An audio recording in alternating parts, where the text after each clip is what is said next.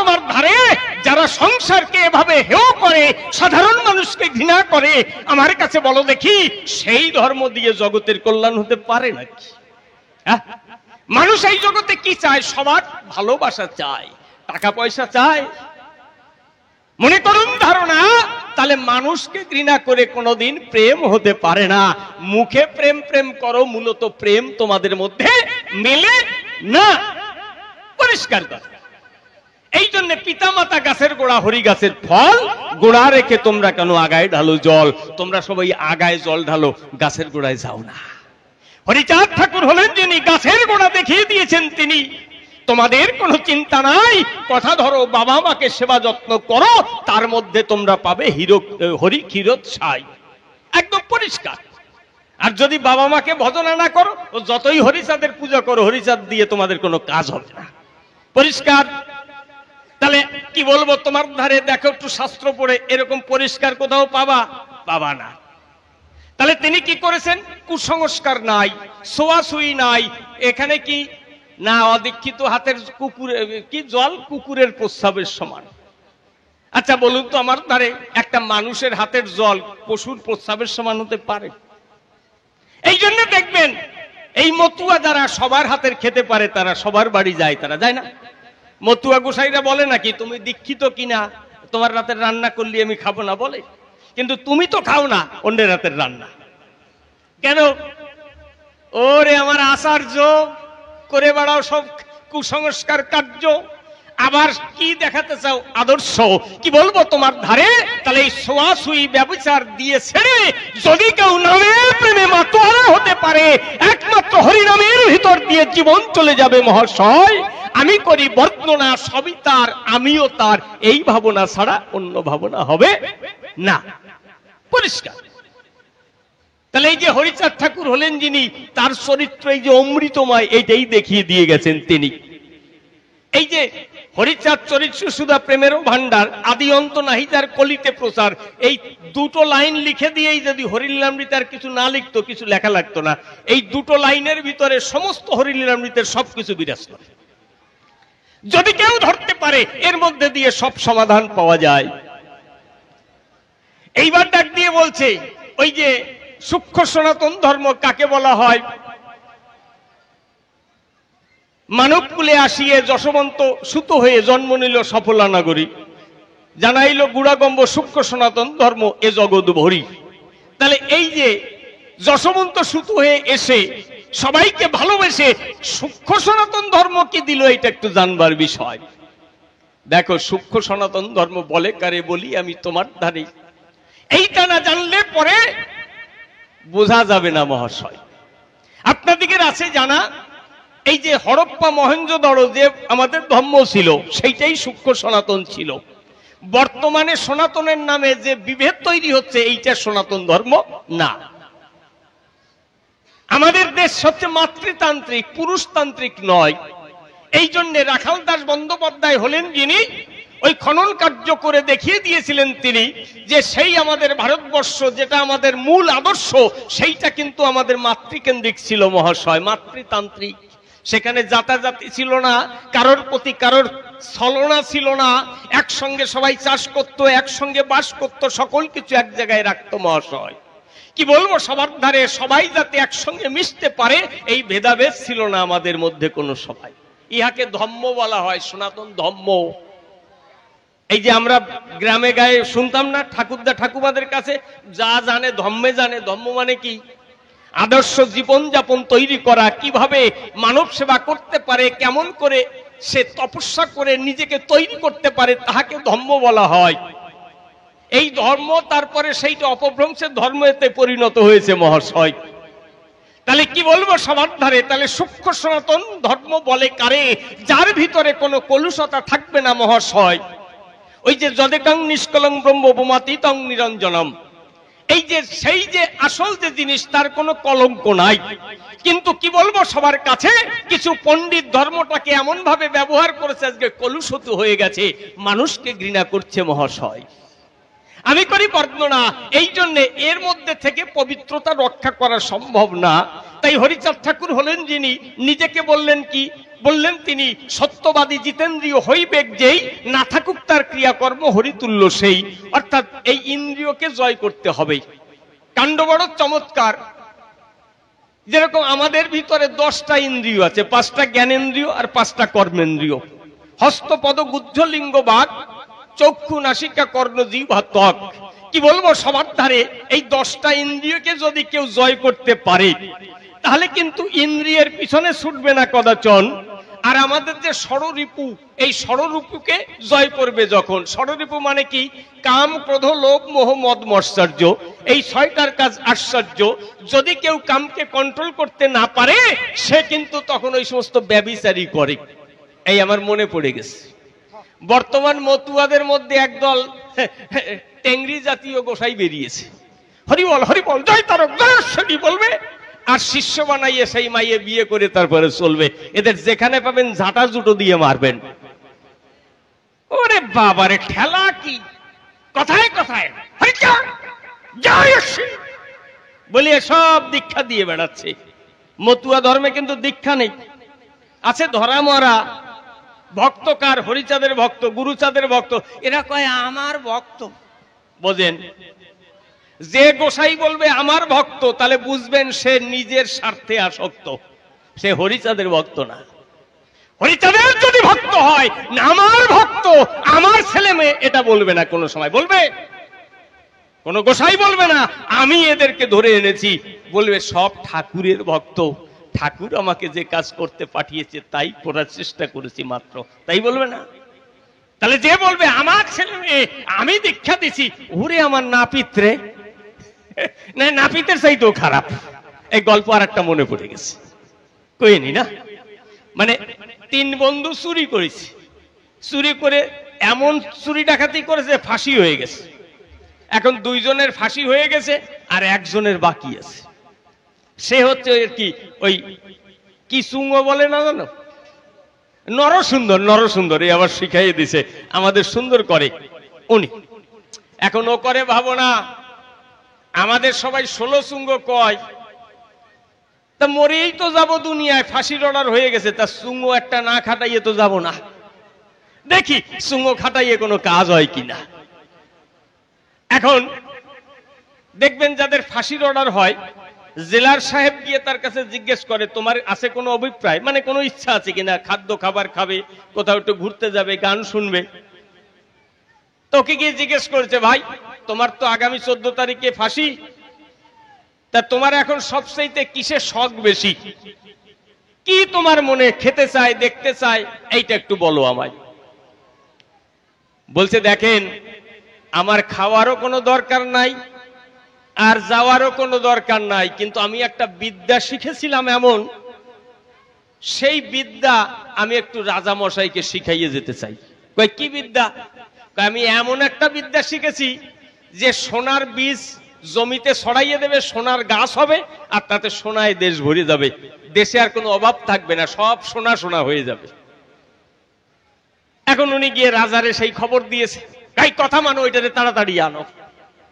এখন ওকে নিয়ে এসছে, বলছে কি ব্যাপার? সোনার দানা ওইদিকে 50 বিঘে জমি চাষ করে ট্রাক্টর দিয়ে আর 5 কিলো সোনা সরিষার দানার মতন করে বীজ বানিয়ে এনে রেখেছে, এই যে সোনার দানা, নাও কাজ করো। কয় না না, এ কি এমনি এমনি হয়? 3 মাস লাগবে শোধন করতে, 3 মাস এক ভরে আমার এই সোনার বীজ নিয়ে মন্ত্র পড়ে পড়ে তারপরে শোধন করতে হবে মহাশয়। ওর জন্য আলাদা ঘর আলাদা করে দাও, খাট বিছনা আলমারি যা দরকারি সব করে গদি ছদি দিয়ে দাও, রাজভোগ খাওয়াও। 3 মাস, 14 দিন পরে ফাঁসি, 3 মাস চলে গেছে। এইবার ওই ঘরে গিয়েও কি করবে, তো আনন্দে খায় আর পা ঠ্যাং না চায়, আহাম করে বেড়াচ্ছে আর কি। 3 মাস পরে এইবার নিয়ে গেছে ওরে রাজার সামনে, কি শোধন হয়েছে? বলছে হ্যাঁ হয়েছে। বলছে দাও তাহলে তুমি ছড়াবে না অন্য কেউ ছড়াবে? কয় না, আর একটা কন্ডিশন আছে। কয় কি? কয় বাবা যে কেউ এই সমস্ত মন্ত্র দিয়ে শোধন করেছে 3 মাস বসে, যে কেউ ফেললেই ফসল হবে। এমন একজন চরিত্রবান সৎ মানুষ হতে হবে যে জীবনে মিথ্যে কথা বলেনি, কোন মানুষকে আঘাত দেয়নি, সেই রকম চরিত্রবান হতে হবে, বিশুদ্ধ চরিত্রের, তবেই সে বীজ বুনলে এই বীজে গাছ হবে। এখন সবাই চুপ করে রয়েছে। ও বলছে রাজা মশাই, রাজা হচ্ছে ঈশ্বরের দূত, তাই না? দেখবেন আগে রাজাদের যখন অভিষেক করা হতো, বেদ মন্ত্র পড়ে ঈশ্বরের অংশ হিসেবে তাকে রাজাসনে বসানো হতো। আপনি তো ঈশ্বরের অংশ, কি বলবো, আপনার ঠাই, আপনার মতন সৎ চরিত্রবান আদর্শবান আর কেউ নাই। কথা নেন, আপনি গিয়ে এই জমিতে এই বীজ ছড়াইয়ে দেন।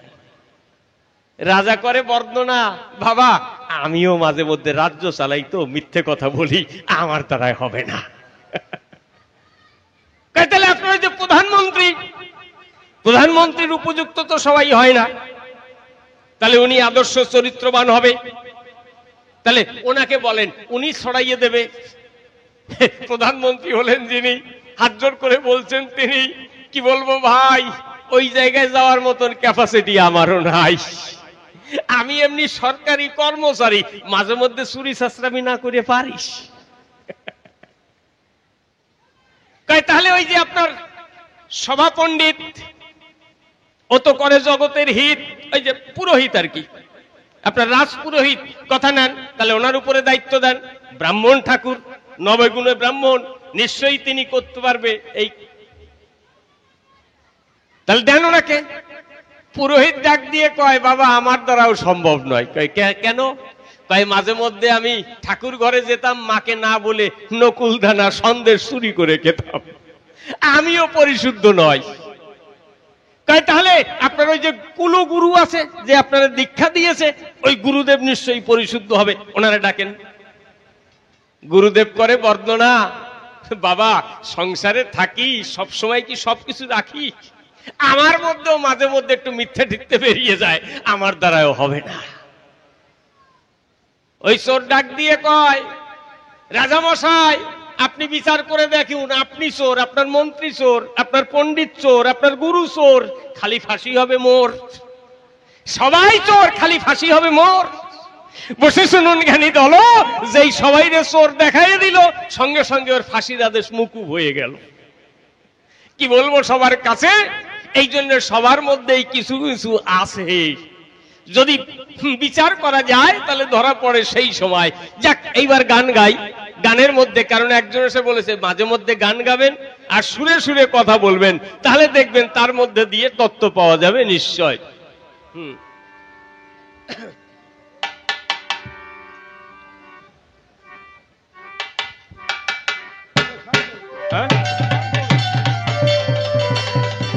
হ্যাঁ, এইটা একটু বাড়বে, হারমোনিয়াম।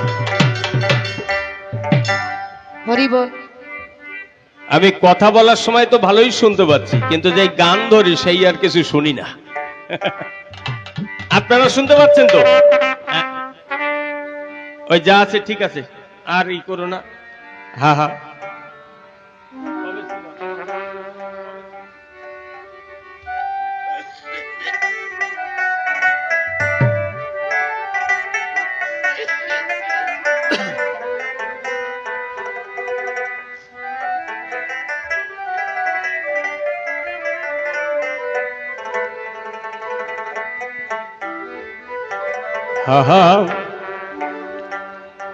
ওরে কবে শ্রীধাম কান্দি যাব রে, ওরে আমার পরাণ, ওরে পরাণ কান্দে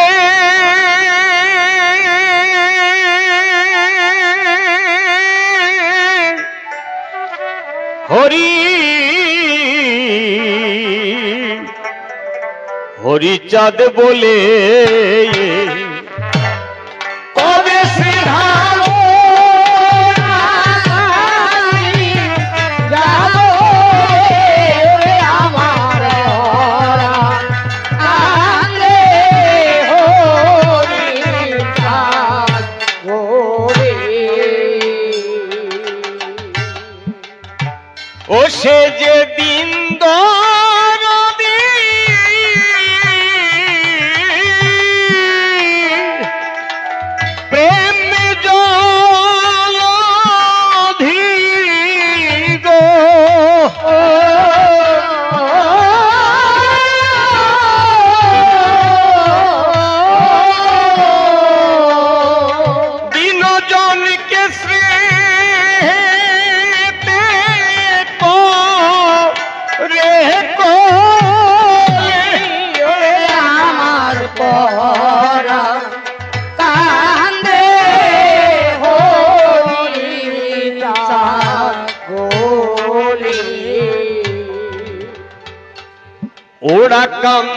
মানুষ রত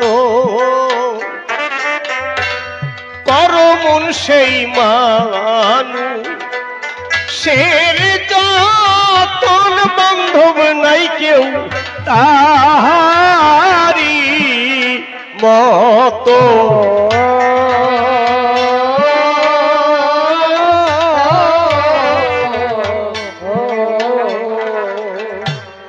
ওরা কান্দি মানুষ রত কর মন সেই মানুষের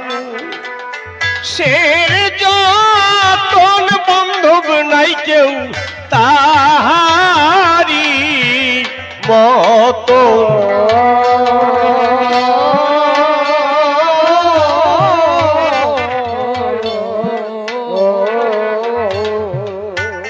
ওরে তার যতনে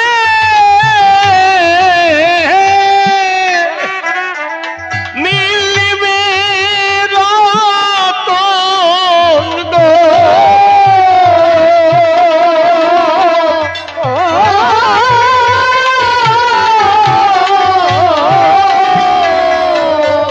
হরিচাঁদের মহাভাব সিন্ধু জলে ওরে আমার পরাণ কান্দে হরিরা বলে।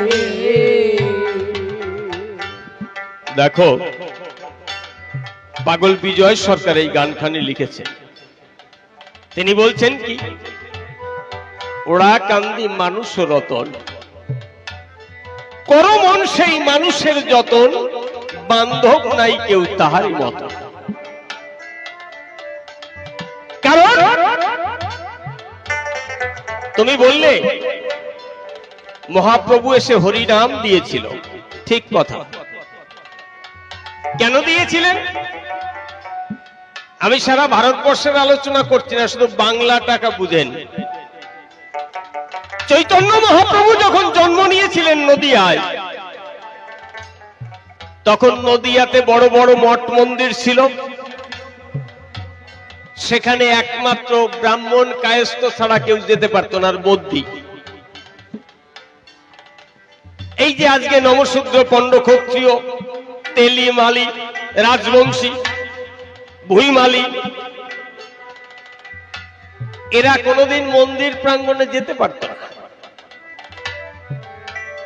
এরা গঙ্গার ঘাটে নামলে সেই গঙ্গার ঘাটে ওরা নামতো না। যদি কেউ ভুল করে ওদের ঘাটে নামতো, ঘাট ধুয়ে দিতে হতো, যজ্ঞ করতে হতো। এই জন্য আমাদের মানুষ, হাজার হাজার মানুষ, তারা বেশিরভাগ বিধর্মী হয়ে যাচ্ছে। আপনারা দেখবেন 1100 খ্রিস্টাব্দ কি তার আগে বাংলায় মুসলমান ছিল না। বল্লাল সেনের যখন রাজত্ব, তার ছেলে লক্ষণ সেনকে পরাজিত করে মুসলমান রাজত্ব শুরু হয়। মহাপ্রভু যখন এসছেন তখন 200-300 বছর মুসলমানের হাতে রাজত্ব আছে। এই নদিয়াতে অর্ধেকের বেশির বেশি মুসলমান। মালদা, মুর্শিদাবাদ, নদিয়া, বর্ধমান একচেটিয়া মুসলমান। মহাপ্রভু দেখলো তাই এইভাবে যদি চলতে থাকে তাহলে আর হিন্দুর বাঁচার কায়দা নাই, কেউ থাকবে না।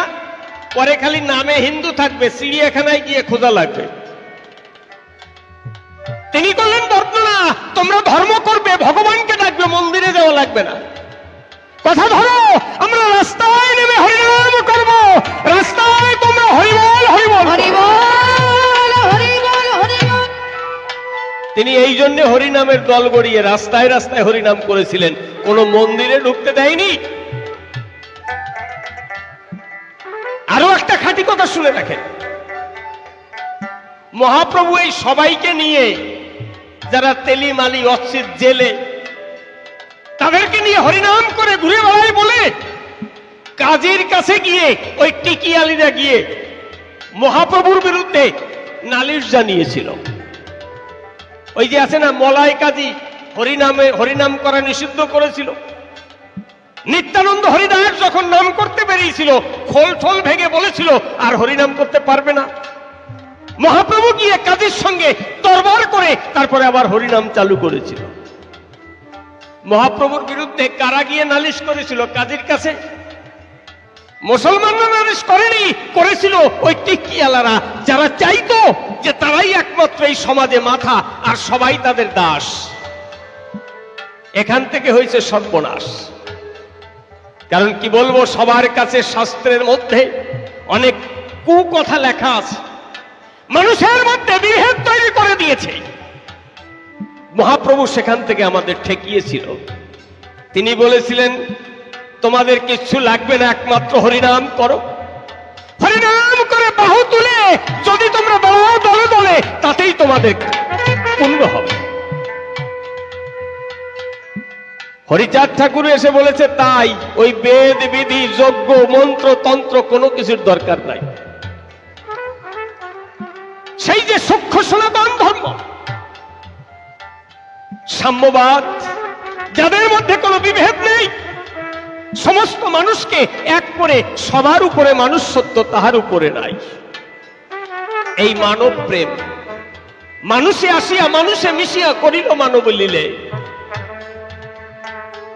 তাহলে তিনি সেই একই জিনিস দিলেন। এই জন্যে অনেক জায়গায় চৈতন্য মহাপ্রভুর অপূর্ণ কাজ তিনি যা করেছিলেন তা হরিচাঁদ ঠাকুর পূর্ণ করেছেন। মহাপ্রভু করতে পারেননি, কারণ তিনি ওই কুচক্রীদের জন্য থাকতেই পারলেন না, তাকে বাংলা ছেড়ে সন্ন্যাস নিয়ে যেতে হলো। তিনি তো সন্ন্যাস হতে আসেননি, কারণ সন্ন্যাস জীবন সর্বজনীন নয়। তিনি কি বললেন? সন্ন্যাসী হইনু যবে সন্ন হলো মতি, সন্ন্যাসে কি প্রয়োজন মূল প্রেম ভগতি। তাহলে তিনি যা করতে এসেছিলেন তা করতে পারেননি। তার মূল যে উদ্দেশ্য, সমস্ত জাতা জাতি নারী পুরুষ ভেদাভেদ ভুলিয়ে দিয়ে এক হরিনামের প্লাবনে আজকে মতুয়ার ধর্মের ভিতর দিয়ে বিশ্বের বুকে তুলে ধরেছে। এই জন্য বলছে, ওড়া কান্দি মানুষ ও রতন, করমন সেই মানুষের যতন, বান্ধব নাই কেউ তাহারই মত। কারণ একটা ঘরে 10 ভাই যদি থাকে, তাদের মধ্যে যদি বিভেদ হয়, সেই সংসার থেকে তাহলে এই ধর্মের মধ্যে এত জাতাজাতি কোথা থেকে এলো? কে সৃষ্টি করলো? হ্যাঁ, এই যে বিভেদ আমাদেরকে সবচাইতে শেষ করে দিয়েছে। হরিচাঁদ ঠাকুর এসে বলল, ওগুলো মেরো না, নরাকারে ধরা পড়ে যতজন আছে এক জাতি বলে মান্য পাবে মোর কাছে, কোনো বর্ণভেদ না। সব কৌশলীদের এ সমস্ত কৌশল। একদল মানুষ তারা কাজ না করে কি করে আপনার কষ্ট অর্জিত অর্থ শোষণ করে নিতে পারে, কৌশল করে সেই ব্যবস্থা করেছে। তার জন্য পুরোহিত শ্রেণী তৈরি হয়েছে। সারা পৃথিবী এই পুরোহিত শ্রেণীকে ধিক্কার জানিয়েছে। আমার হরিচাঁদ ঠাকুর তো বলেছে, বেদ বিধি মানবে না, পুরোহিত বাড়িতে ডাকবে না। দুঃখের বিষয় কি জানেন? এখনো আমাদের মধ্যে অনেকে আছে, অনেক মতুয়া আছে, কয় বাপ মা মরলি, বাউন না আনলি কি বাপ মা উদ্ধার হয়? এরা নামে মতুয়া, মতুয়ার মও জানে না মহাশয়। কারণ কি? আচ্ছা, যে আপনার হাতের জল খেতে পারে না, আপনি রান্না করে দিলে খেতে পারে না, সে অশুদ্ধ হয়, সে আপনার বাবা মাকে মন্ত্র পড়ে স্বর্গে পাঠিয়ে দেবে, বিশ্বাস হয়? হ্যাঁ, এটা কেন? যদি মা বাবার নামে শ্রদ্ধা করতে হয়, একজন সাধু মানুষকে ডেকে আনবেন, সে যেই হোক। আপনি যাকে চেনেন যে কোনোদিন মানুষকে ঠকায়নি, মানুষের ক্ষতি করেনি, সেই সাধু মানুষ। সাধু মানে এক গাদা মালা পড়তে হবে, তিলক চন্দন পড়তে হবে, 3 বেলা নাম করতে হবে, সে না। ঠাকুরের ওই যে সত্যবাদী জিতেন্দ্রিয়, যে ইন্দ্রিয়কে জয় করেছে, লোভকে কন্ট্রোল করেছে, কামকে কন্ট্রোল করেছে, মানুষের সেবায় দিন রাত্র খাটে, সেই মানুষকে ডেকে আনতে হবে। ভালো ভালো তা না আমরা দালাল নিয়ে আসি, সে আবার কন্ট্যাক্ট করে আসে, এত টাকা দিতে হবে। আচ্ছা, আপনি আপনার বাবা মাকে খেতে দেবেন, মাঝখানে অন্য কেউ লাগবে? ভাষা কি সংস্কৃত? কেন অন্য কোনো ভাষা বললে বুঝতে পারবে না? আমার বাবা তো জীবনের সংস্কৃত জানতোই না, তার উদ্ধার হবে নাকি সংস্কৃত মন্ত্র পড়ে? বোঝেন ঠেলা তো বুঝবেই না কিছু। খাওয়ার কথা বলতেছে না যাওয়ার কথা বলতেছে? হ্যাঁ, ওইটা চাবিকাঠি। ঠাকুর বললেন না, এগুলো না। এই জন্য দেখবেন মতুয়ারা শ্রাদ্ধ করে না, শ্রদ্ধা করে। হরিচাঁদ ঠাকুর বলে গেছেন গুরুচাঁদ ঠাকুরকে, আমি মারা গেলে আমার মুখে আগুন দেবে না, ওই বৈদিক মতে আমার শ্রদ্ধা ক্রিয়া করবে না। অনেক ঘটনা তখন ঘটেছিল। আস্তে আস্তে বলতে চাই, গানটা গাই। যে জন্য তারে দেখে সে একবার ঘরে থাকে সাত আছে, কার সে তো নয় নিজের বাধ্যতা।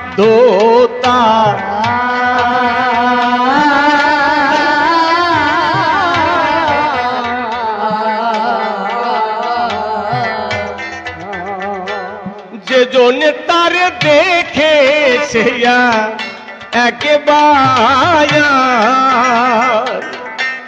ভুলে থাকে সাত আছে, কার সে তো নয় নিজের বাধ্যতা।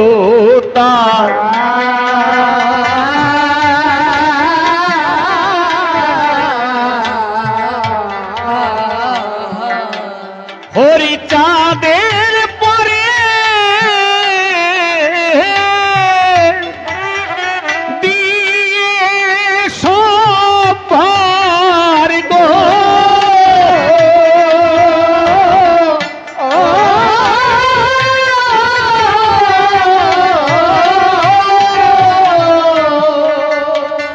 প্রেমানন্দ চিত্ত যে তাহার দোলে ওরে আমার পরাণ কান্দে হরিচাঁদ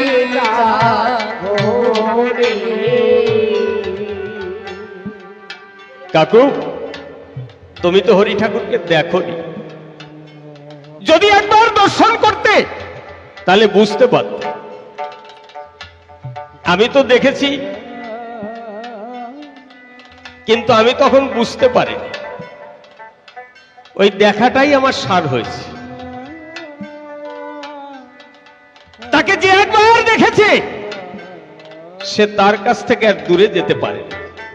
কারণ হরিচাঁদ ঠাকুর জন্মাবার আগে তো মতুয়া ছিল না, ছিল। তিনি 5 বছর বয়স থেকে বাবার কোল থেকে এই কুসংস্কারের বিরুদ্ধে, ব্যভিচারের বিরুদ্ধে আন্দোলন শুরু করেছিলেন।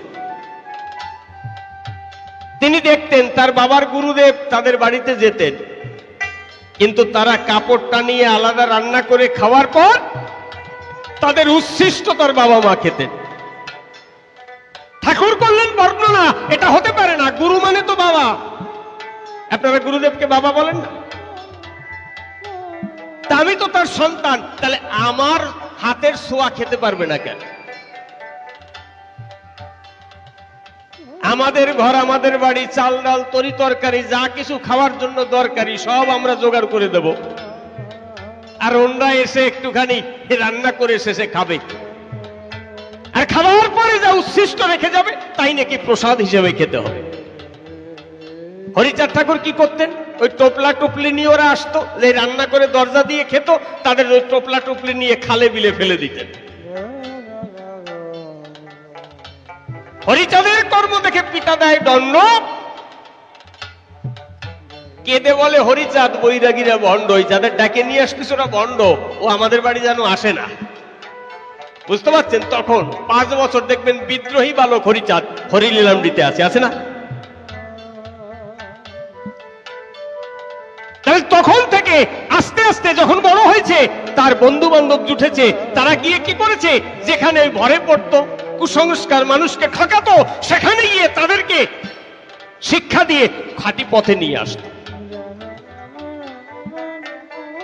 বড় বড় সাধক হরিচাঁদ ঠাকুরের চাইতে বয়সে অনেক বড়, তারা যখন হরিচাঁদ ঠাকুরের নাম শুনতো ঘৃণা করত, কিন্তু যখন গিয়ে ঠাকুরের সঙ্গ করতেন, হরিচাঁদ ঠাকুরের যখন কথা শুনতেন, তারা সব ভুলে গিয়ে তার চরণে আশ্রয় নিতেন না। মৃত্যুঞ্জয়, গোলক, মহানন্দ, তারক, কারা, কেউ তো মতুয়া ছিল না। হীরামন একবার যখন দেখেছিলেন, দেখে সবকিছু ভুলে। কারণটা কি? কারণ হরিচাঁদ ঠাকুর যে ধর্ম দর্শন দিয়েছেন, প্রেমের ধর্ম দিয়েছেন, জগৎকে প্রেম করো, সত্য প্রেম, পবিত্রতা। প্রেম মানে আনন্দ।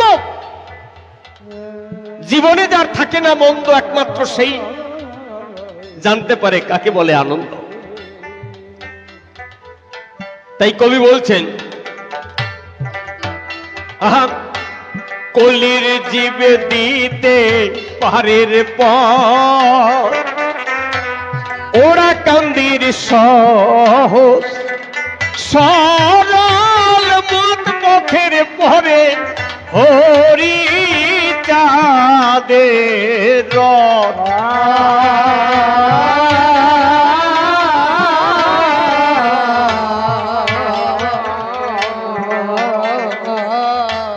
কলির জীবে দিতে পারে পারের পয়ার, ওরা কান্দির সহজ সরল মত পথের পরে হরি চাঁদের রথ।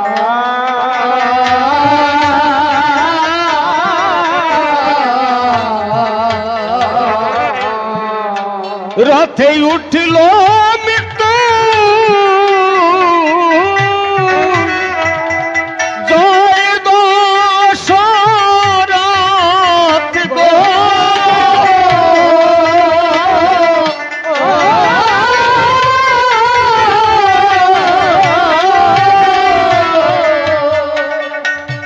গোলক তারক মহানন্দ একা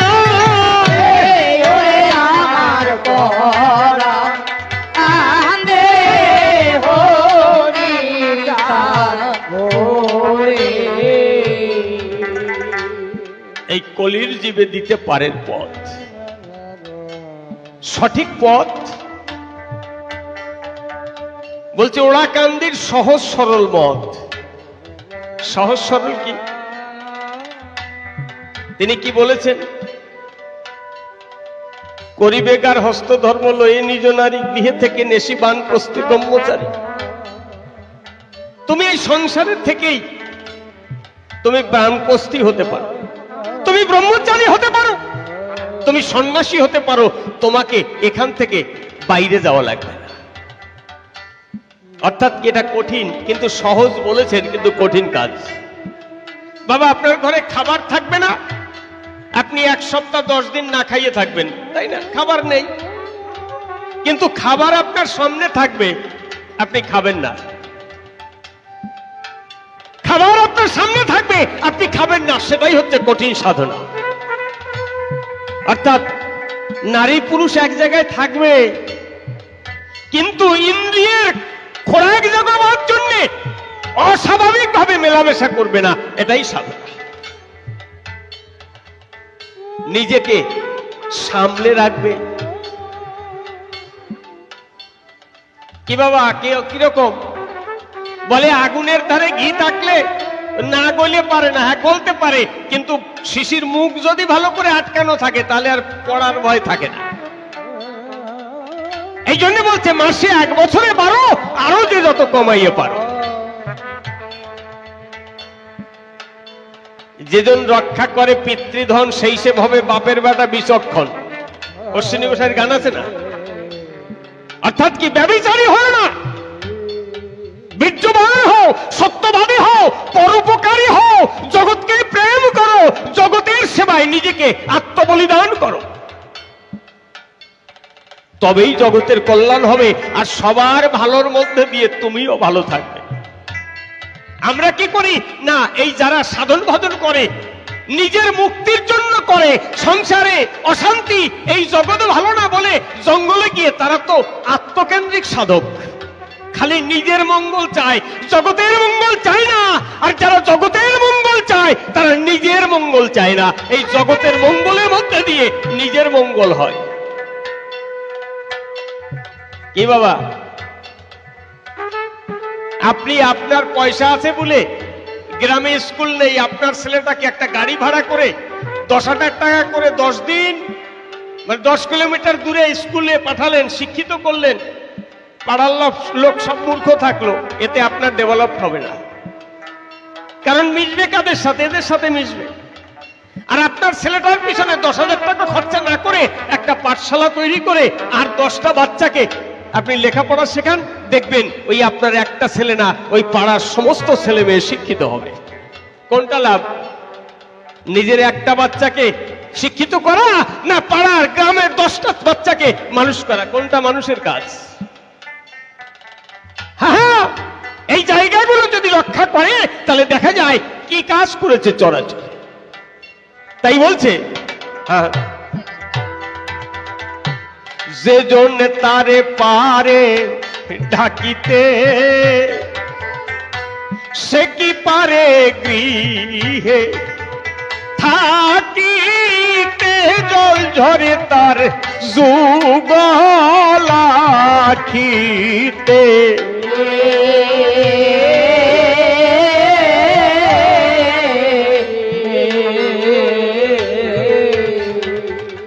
যে জন তারে পারে ডাকিতে, সে কি পারে গৃহে থাকিতে, জল ঝরে তার যুগল আখিতে।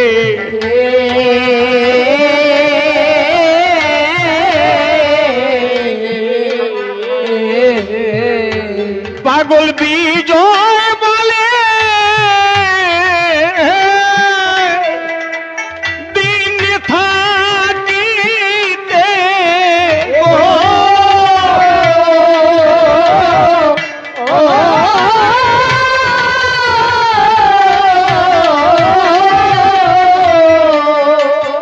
সকাল সকাল চলে আয় ভাই সকলে, ওরে আমার পরাণ কান্দে হরি হরি। গানের ভাব ছেড়ে এবার ভূমিকাতে যাই, বসে বসে শ্রবণ করুন আপনারা সবাই। বলে গেছেন সভার পরে আমার কথা নিও, ভালোভাবে আমার প্রশ্নের তুমি জবাব দিয়ে যেও। তাহার কথা ধরে ধরে জবাব করছি দান, বসে বসে শ্রবণ করেছেন যত ভক্তগণ।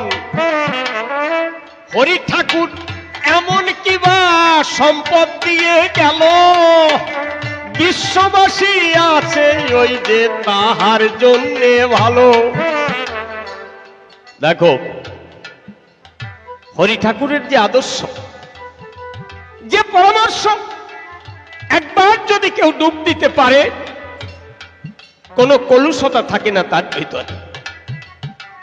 নির্মল চিত্ত সেজন হবে তোমার জানাই, পুত পবিত্র তারা থাকিবে সদাই। গুরুচাঁদ ঠাকুরকে কেন পতিত পাবন বলা বটে হয়, আমার কাছে প্রশ্ন করেছে দাঁড়িয়ে সবাই। জাতির জনক পতিত পাবন কেমন করে হলো, একটুখানি বিস্তারিত আমাদের কাছে বলো। দেখো গুরুচাঁদ ঠাকুর কেন পতিত পাবন? হরিচাঁদ ঠাকুর এসে আমাদের ধর্মের ভিতরে যে অপবিত্রতা ছিল, অশৌচ ছিল, কুসংস্কার ছিল, ব্যভিচার ছিল, সেইগুলোকে পরিত্যাগ করে পুত পবিত্র সর্বজনীন বিশ্ব মতবাদ মতুয়া ধর্ম দিয়েছিল। সেই সূক্ষ্ম সনাতন যাহা মতুয়াতে তাহা সকলই পাওয়া যায়।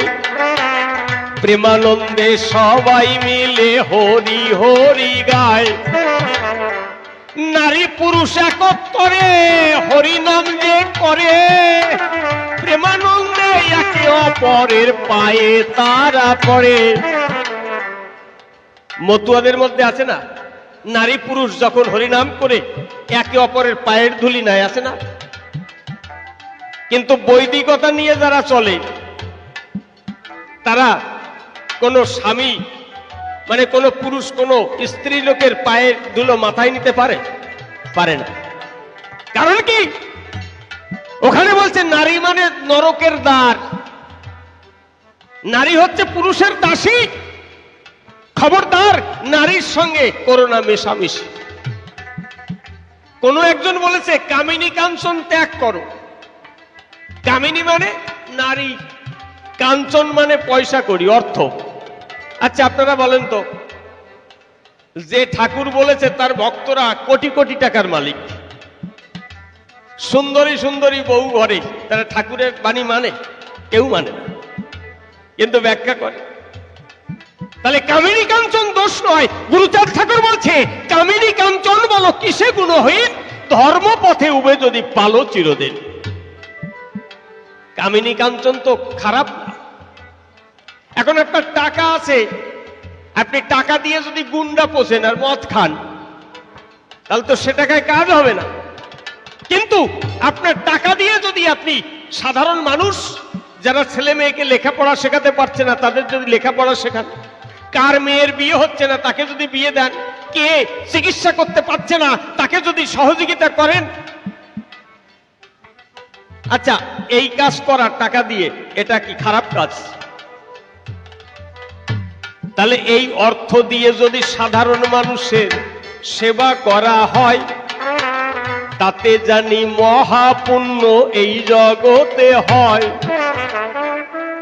আর যদি মানুষের ক্ষতি করে টাকা পয়সা জমা করে, করি যে বর্ণনা, সেই অর্থ ব্যর্থ তোমার, শুনেন সৌধি জনাব।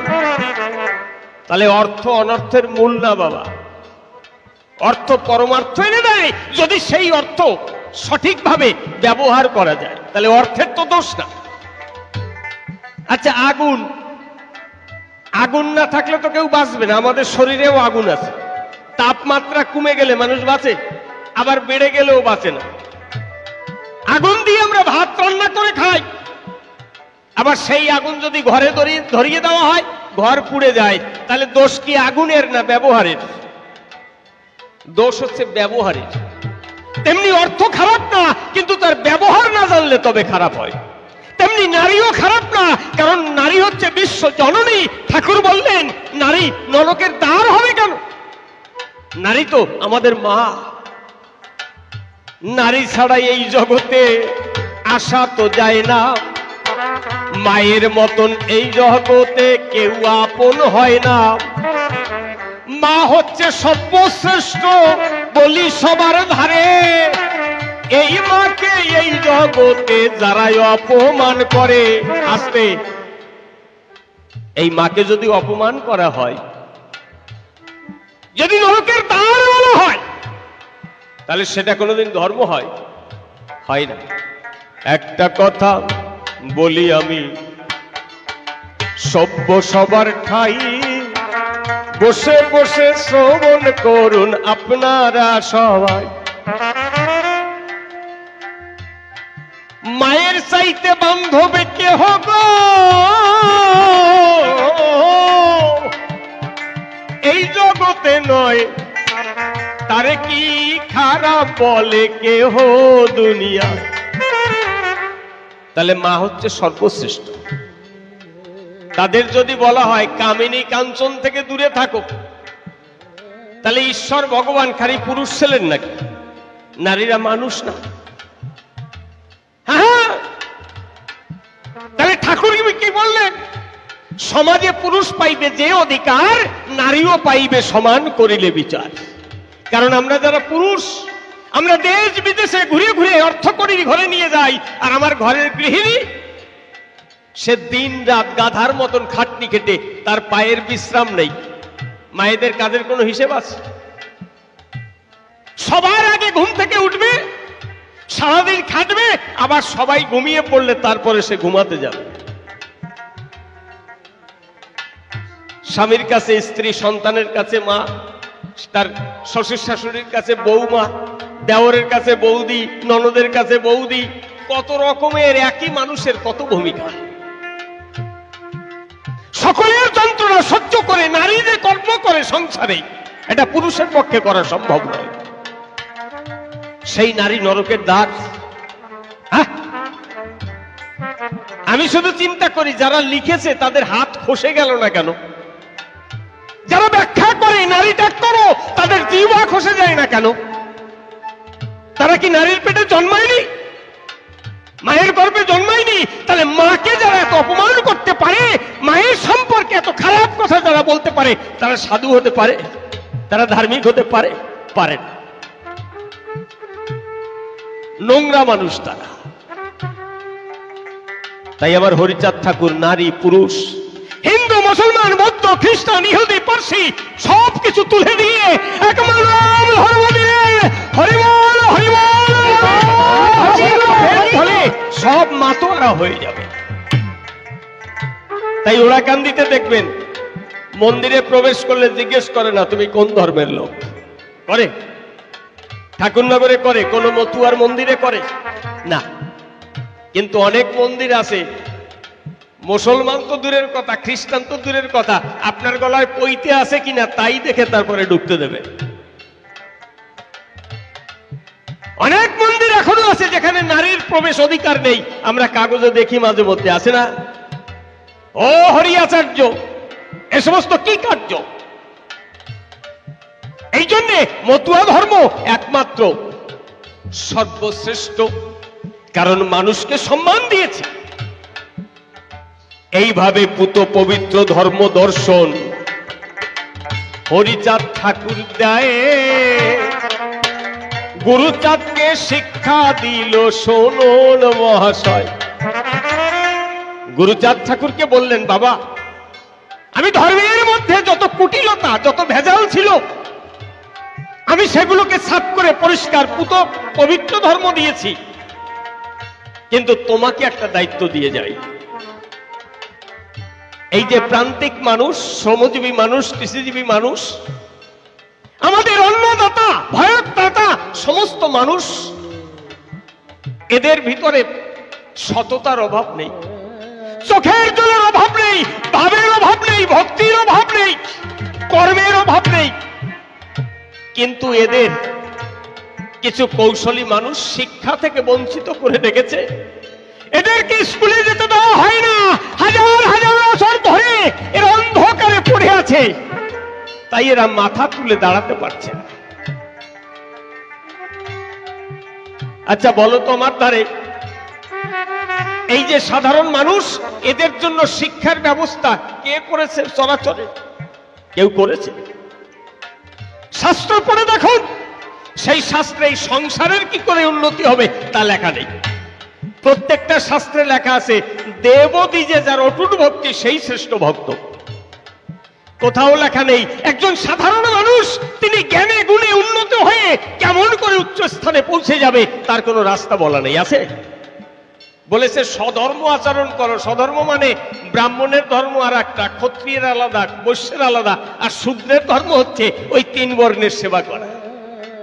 অর্থাৎ আপনারা যদি শাস্ত্র মানেন তাহলে আপনাদের স্কুলে যাওয়ার অধিকার নেই, আর নারীদের তো নেই।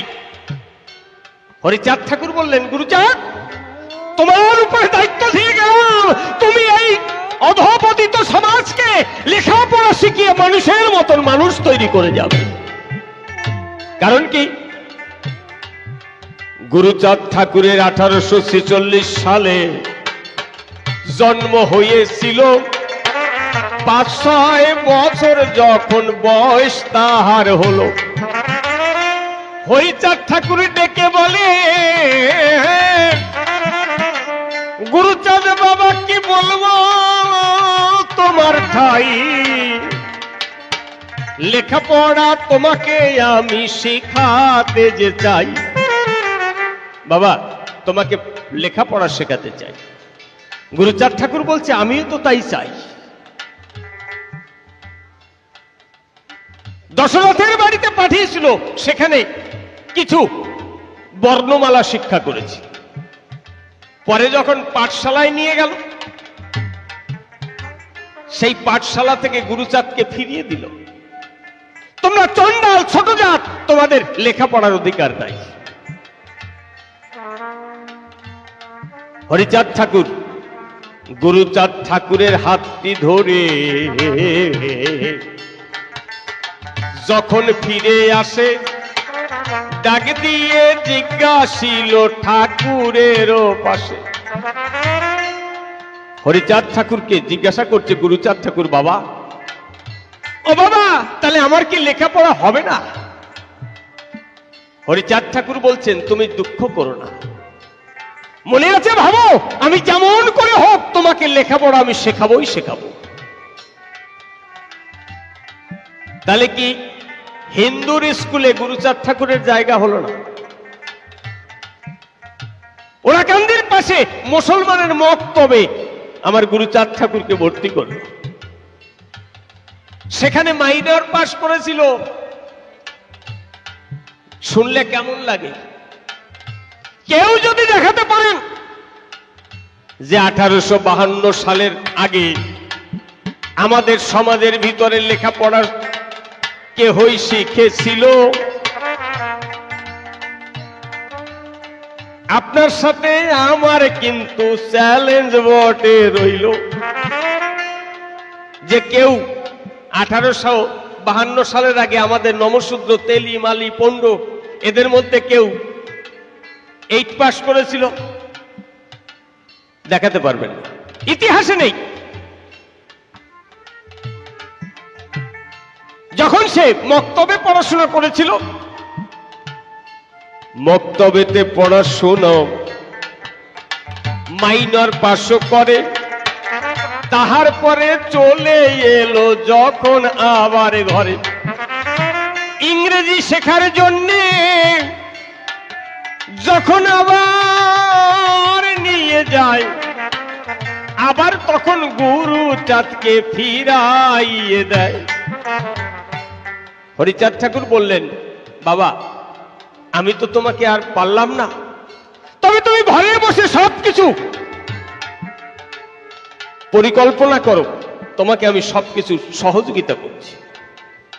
তিনি ঘরে বসে কেমন করে এই সমাজকে উদ্ধার করবেন তার পরিকল্পনা এবং প্রশিক্ষণ দিলেন।